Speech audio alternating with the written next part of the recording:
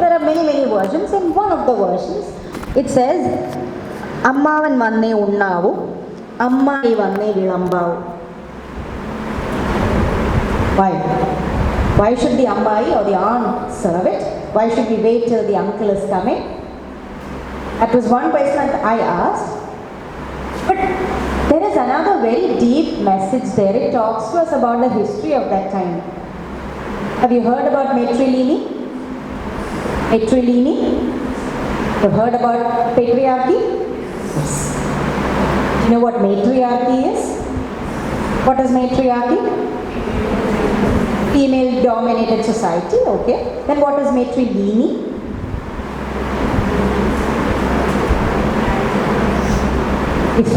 The child belongs to the mother's family. There is no power associated with women except that the child belongs to the mother's side of the family. So in Kerala, a very powerful class called the Nayar. The Nayar caste, they belong to the matrilineal side. So in matrilineal Taravada, you would have an Ammavan. He is the senior most member. There is also an Ammai. The father is immaterial. You might have heard about the Sambandham system that existed in Kerala, right? So the father is of no consequence. The mother is important as long as she holds property, right? But the uncle is powerful. And apparently the Ammai, the auntie, is also powerful. So here in this little nursery rhyme, which is simply, made to entertain children, tapo tapo tapani, you have a coded message. We have history that is recorded. Yes, that Kerala used to be, or at least some classes or castes in Kerala followed matrilineal. The Ammavan had the power. Ammavan vanne unnavu illengil sheriyavilla. Wait, doesn't matter if the Ammai cooked food or she was hungry, but the Ammavan had to come for the rest of the family to eat. Okay, so even nursery rhymes, you have to assume that, see, the men were always away, right? They were busy doing such important work, being sarcastic. right? And the women were left to tend to matters at home, care for children. They made up songs. Not of consequence. Yes? No. You look at these songs, for example, just nursery rhymes, you would see that they are also important to our understanding of women's literature. Okay. Another way in which women could have expressed themselves, recipe books. Now there is some problem when we talk about recipe books. In that recipes were not written down for a long time. All the recipe books that we have from, let's say, the 6th century AD, or the royal courts, they've been written by men. They are, fancy chefs at the royal families. Right? They have written recipe books and all that is there. The women did not really write. They did not know. Right? They were not taught, so they did not record. But if you look at some of the community cookbooks from USA, for example, there are these cookbooks that are available with churches, especially in the black community. There are these recipe books that are community recipe books. That is, the women members would get together. They would cook for the community on Sundays, and they would record. So this record tells us about what was available during that time, right? Were potatoes available, right? Or did they substitute potatoes with something else?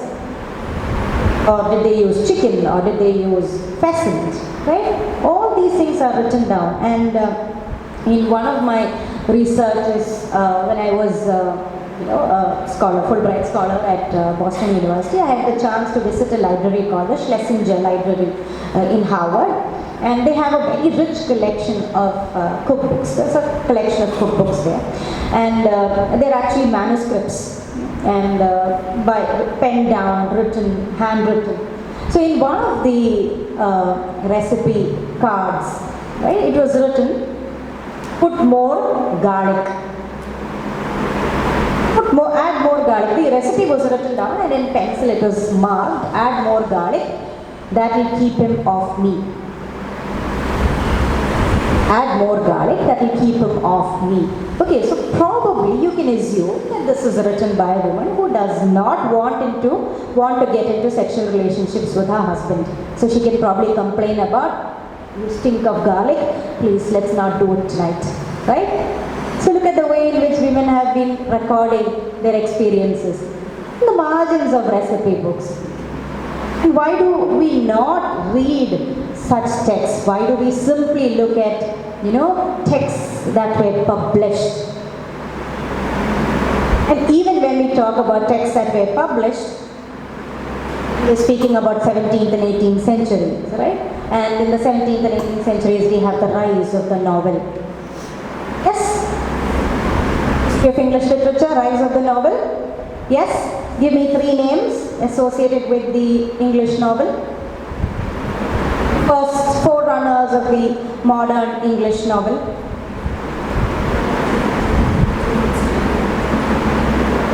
See no names. I hear no names.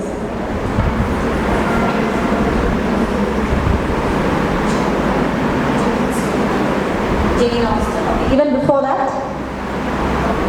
There are 3 names that we always say when we look at the history of the novel.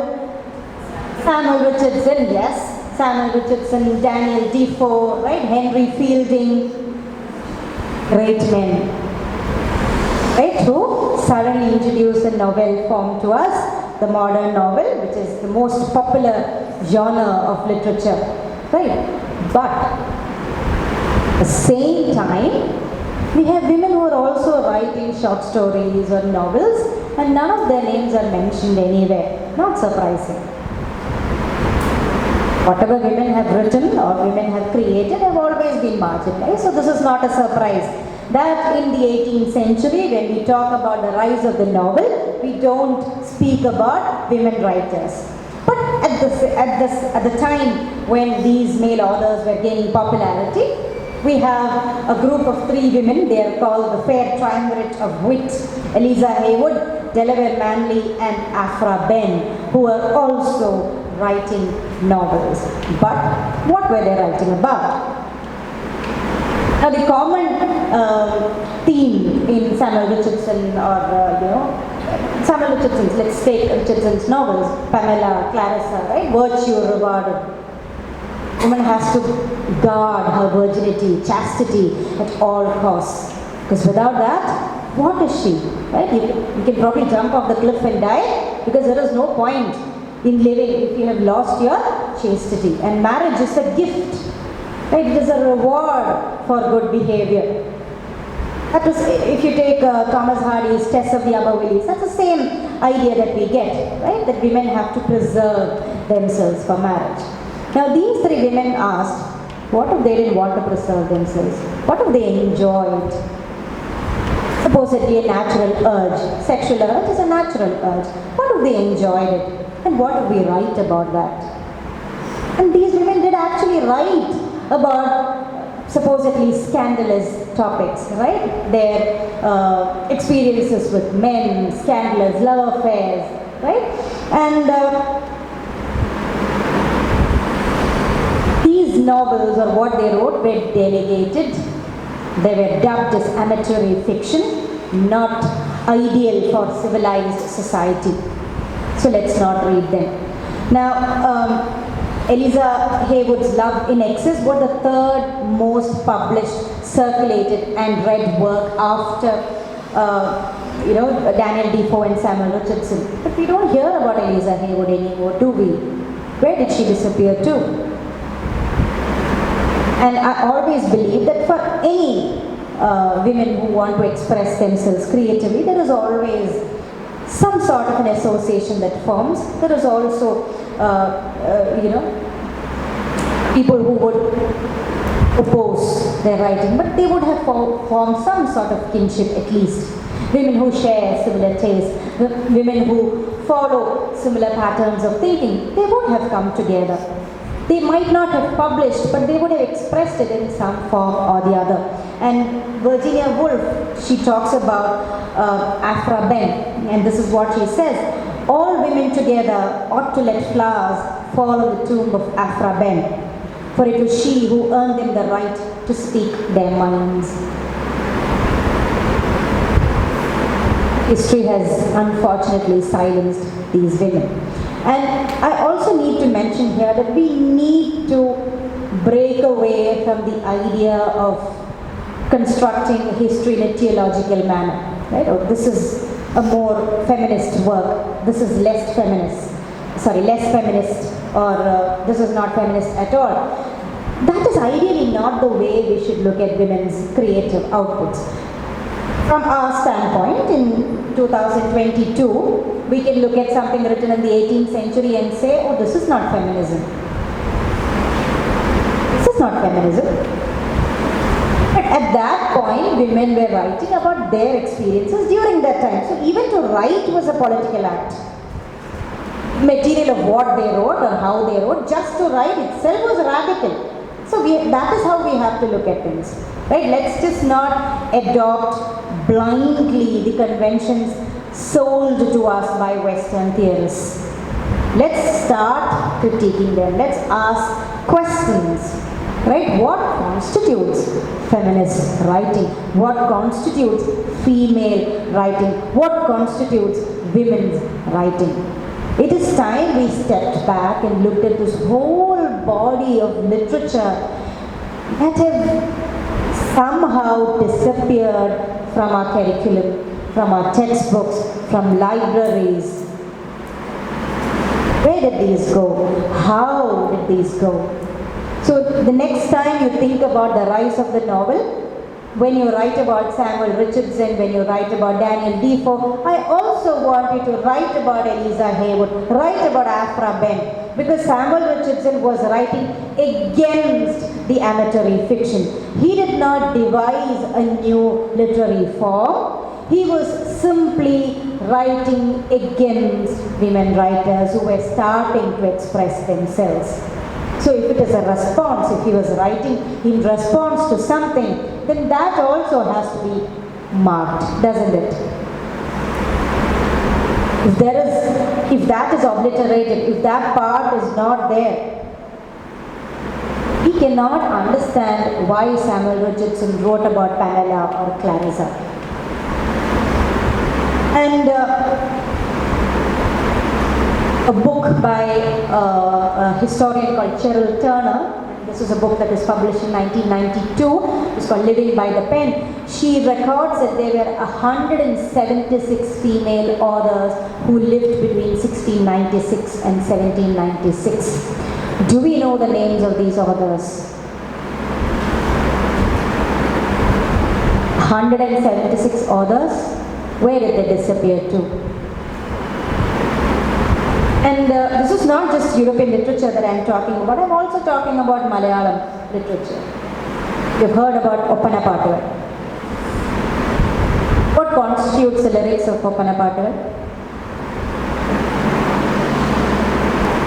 The bride, the coy bride, yes.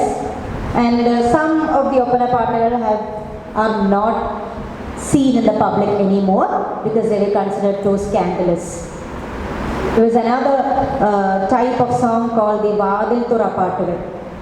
That is, there were songs that were sung by senior female members of a family to a bride just before she entered her bridal chamber. Necessarily slutty, necessarily amatory, necessarily sensual. Where are these songs? Tiruvadira Pattugal. Women were dancing, they were designing the steps. Who wrote these Tiruvadira songs? Did they wait for the men to write it so that they could tune it and dance? I don't think so. But we don't get the names of people who wrote these. Where are the names? So I'm falling back again on Virginia Woolf, who said that I'm sure that all the poems that we attribute to Annan was a female. You might have come across many poems, right? And you don't know the author, anonymous.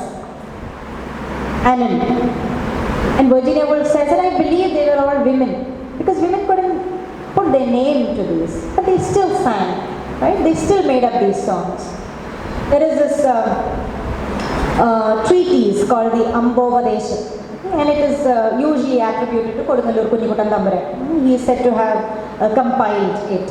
It's in the form of a dialogue between a mother and daughter, and the mother is guiding the daughter as to how to seduce her husband, the ways, the art of seduction. He have attributed it to Kodungalur Kunnikutan Thamburan, then he could have probably written about male experiences. No, then why did he write about the female experience?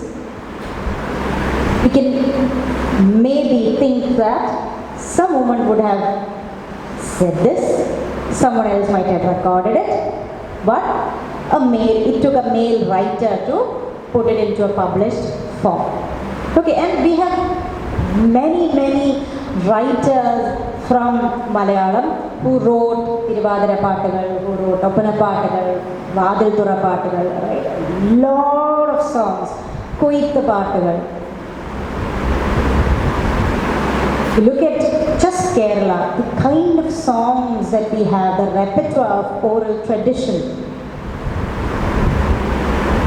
At least a good chunk would have to be attributed to women writers. Unfortunately, we don't do that. I just mentioned some names here. Kutti Kunja Thangachi, Ambadevi Pavaratty, Kavama Thamburan, Thiruvidankor Nagarkoil Ammachi. These are names that none of us know of. I came across these names during my research and I was literally slack-jawed at the brilliance of these writers. If you take writers from the late 18th century, K. Saraswati Amma, Bhagirathi Amma, Rukmini Amma, the ways in which they've articulated themselves. There were a set of women magazines that were published in Kerala, right from 1888 to, even today we have women magazines. But the first women's magazine in India came from Kerala in 1888. Suguna Bodhini, Vidya Vinodini, Sharada. These are all magazines that we don't know about.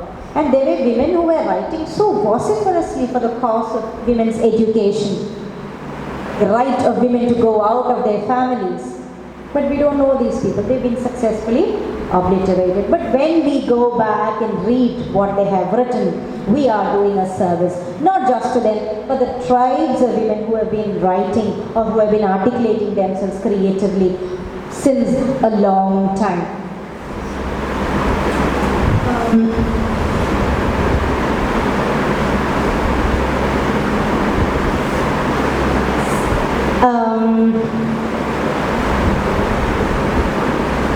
Any questions?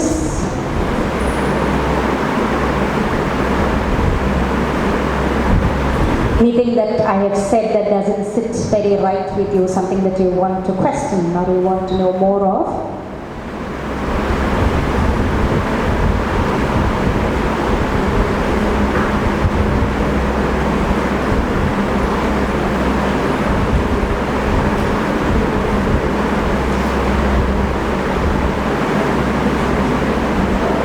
Not a problem. Another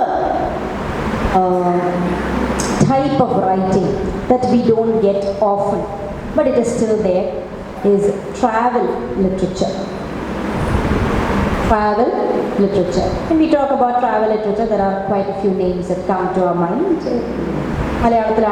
Escape at the card. And we don't generally associate travel writing with women. Because women did not travel. Women were sitting at home, right? What would they write about travel? But let me take two examples. Mary Shelley. We know that she wrote Frankenstein, right? But she also wrote travelogues. One especially is of importance. She went on a tour to Italy, the first time with her husband, and the second time she went on her own. The circumstances of her travel are not clear to us and are not available to us, but it is a fact that she did travel to Italy on her own. And interestingly, her travelogue does not just speak about the mountains that she saw, the beautiful buildings, but she talks about Italian politics. She went to Italy at a time when Italy was in flux. Okay? So she writes very, very candidly, very knowledgeably about Italian politics of the time. She weaves it very neatly with the places that she has visited, with snippets of dialogues that she has heard on her travels.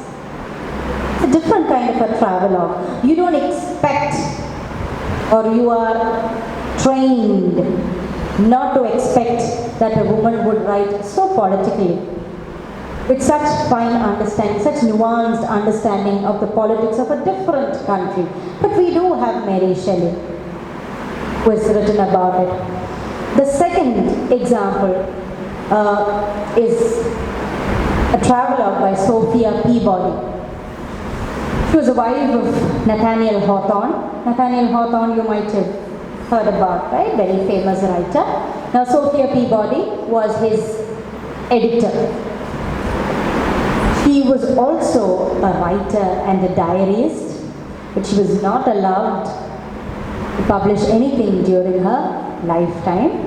Right? Hawthorne made sure that she spent her life as an ideal wife at home. But she wrote countless letters, thousands of letters to her friends, to her sister, that were published after Nathaniel Hawthorne died. And of the letters that were published, a lot were lost because Hawthorne himself burned a lot of these letters. And we only have a very, very small fraction of letters by Sophia Peabody that have been published. But she also wrote a travelogue. She was traveling with her husband to Italy again. And she carried notebooks in her suitcase, and unknown to her husband, she wrote her own travelogue. Again, it was not published during his or her lifetime, it came to us later. And she also talks very authoritatively about Italian politics of the day. She seems to have been in touch through letters to Elizabeth Barrett Browning, who also was in support of Italian Reformation and Renaissance. And their correspondence is also marked in this travelogue. Sophia Peabody, and she only signed her name as Mrs. Hawthorne. Today's feminists would ask, why did she write her name as Mrs. Hawthorne? Why did she not write Sophia Peabody? So she was not a feminist. But here is what I am trying to tell you. Let's not accept, or let's not value or devalue literature with premeditated norms that have been set before us.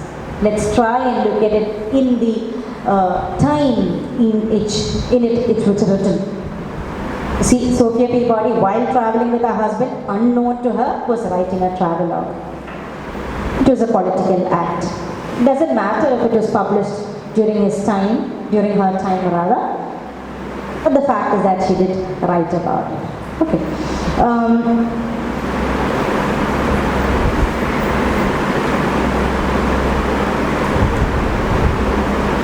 I'd also like to talk about Sojourner Truth. She was an illiterate woman. She was a slave in USA. The real name was Isabella Baumfree. She was born into slavery. She married a slave, and there was a contract with her enslaver that she would be let free after a specific time period. But she was not. She was still enslaved, and she managed to escape this enslaver. Right? But she had 13 children, and she could escape with her youngest daughter. But she fought legal battles to get her son back. She was illiterate. She was a black woman. She was a slave. But she amassed money. She garnered public support. She went to the court. She spoke for herself. She advocated for herself, and she won her children out of slavery. Her children were sold to different enslavers, different slave plantation owners. She managed to fight them all back. And I'll just read out from one of the most important speeches that she has given. It's probably the most marked speech when we talk about abolitionist literature, and it is not written down. And bear the lash as well, and ain't I a woman? I have borne 13 children and seen most all sold to slavery, and when I cried out with my mother's grief, none but Jesus heard me, and ain't I a woman? It's a pretty long speech. I've just read one small section of that. She did not know about women's rights. She was not an educated white woman. But she speaks so articulately about the rights of a woman. She says, nobody helped me to carriages. Right? When we talk about gentlemanly behavior, we talk about opening the door for women, right? Helping them into carriages. So what about a black woman? She's a slave, accorded a position much lower than that of a white woman in the society, not even considered a human, right? But she speaks, she asks this question, am I not a woman?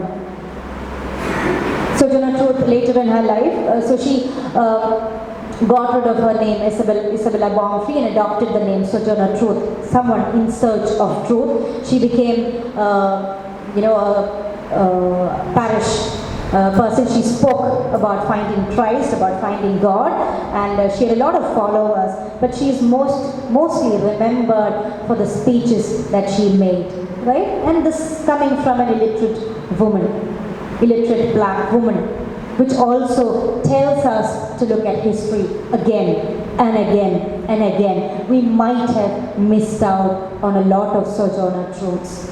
They might not be recorded, but they will come to us in the form of songs or stories, fables. We have to look for them, right? And I'd like to, we'll break for now, but I'll just read this part by Virginia Woolf again. I would venture to, I've spoken about this, but I'll read the quote for you.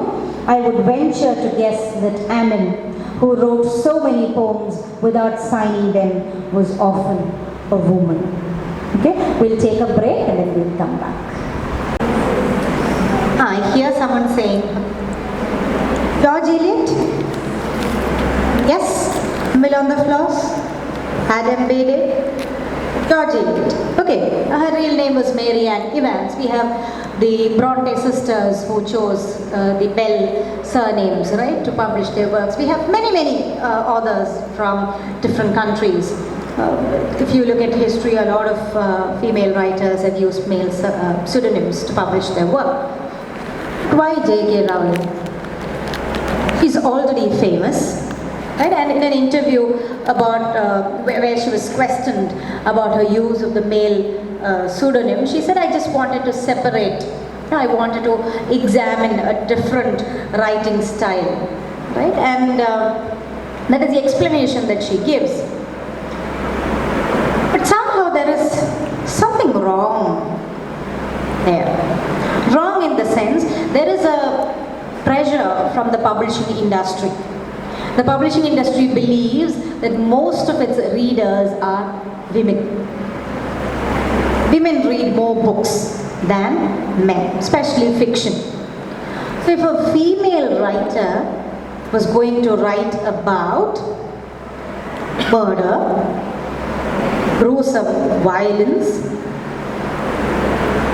and may not read it.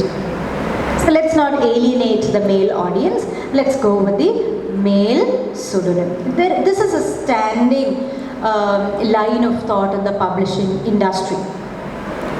Now, a few years ago,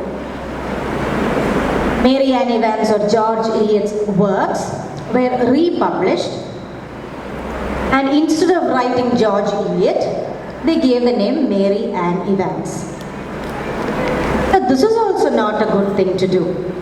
Why?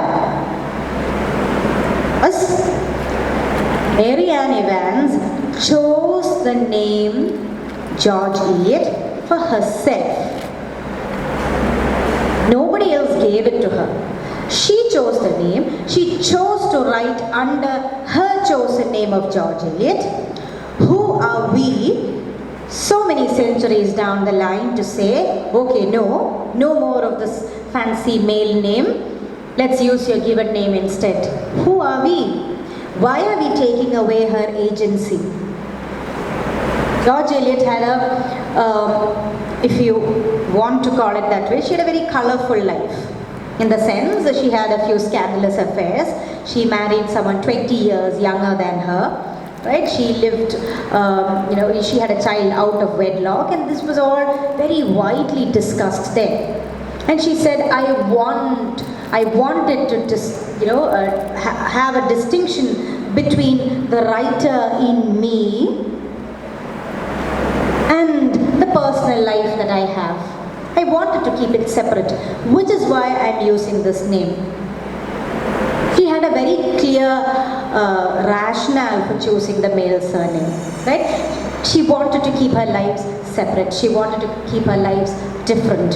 So when we publish her works under her real given name, we are doing her a great disservice. It is not our choice. It is not our liberty to change the name that she chose for herself. Let's not, get rid of her agency by doing so. But coming back to J.K. Rowling, why do a lot lot of women choose to write under different names, not just male names but other names? It is because when a female writer uses I in her work, the I is automatically the author. If I write fiction, non-fiction, whatever, and I use the pronoun I, everybody is going to say that the I in that book is me, Vrinda Varma. So whatever the I in the novel does, Vrinda is doing. So I go on to have countless affairs with a man, the I in the novel. But the society or my readers will say, I am having affairs. The Vrinda is having affairs. But if a man writes I, his I is a very objective I. Let's take for example Nabokov's novel Lolita. It's a very unreliable narrator in the work, and he's a pedophile. The main character, the protagonist in the novel, is a pedophile. Nobody questioned Nabokov.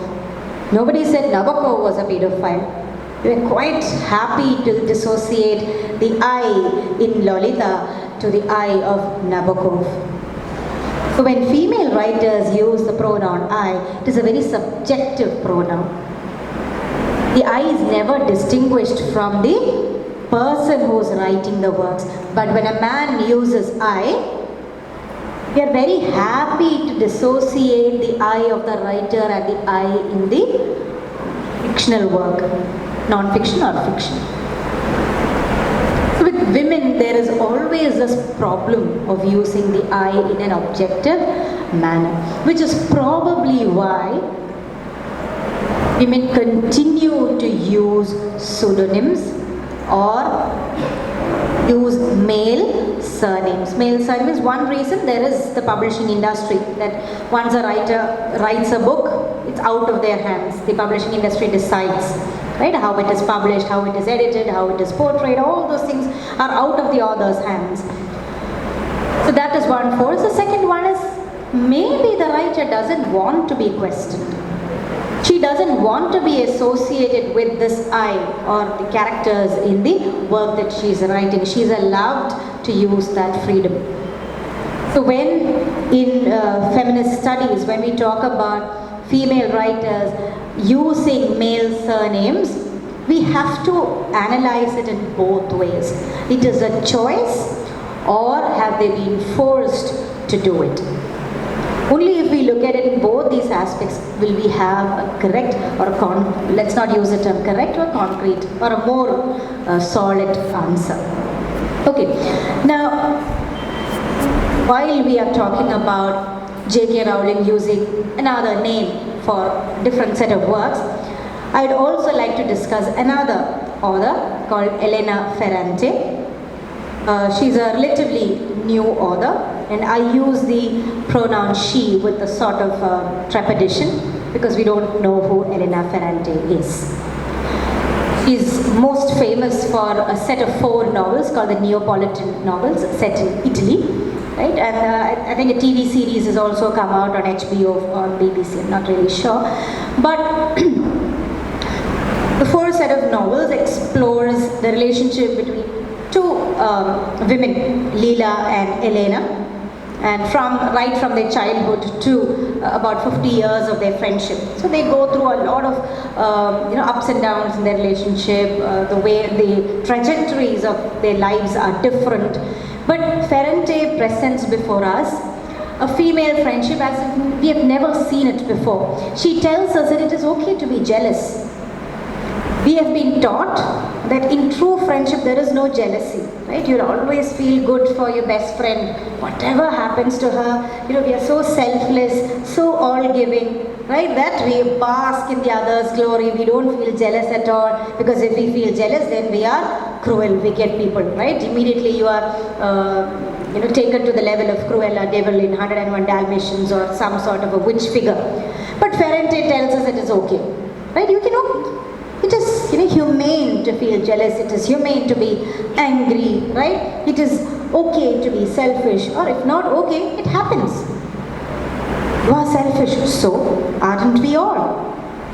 It is a new perspective about female friendships that she gives. And not just that, she gives us a social commentary of the times that the novels are set in. She talks us about a lot of things. The language is beautiful. It has been translated from Italian to English, and the translation is also extremely beautiful.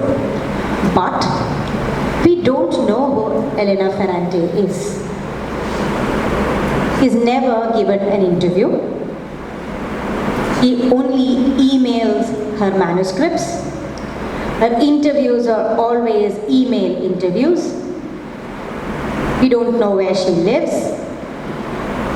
We know nothing about her. There are speculations about who she might be, or if she is actually a he. But it leads us nowhere. We don't know who she is. Now, why is this important?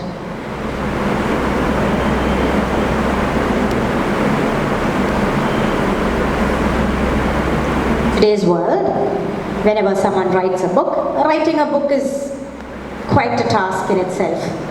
But if you speak to some of the writers who are famous, right, they will tell you that writing is the easy part.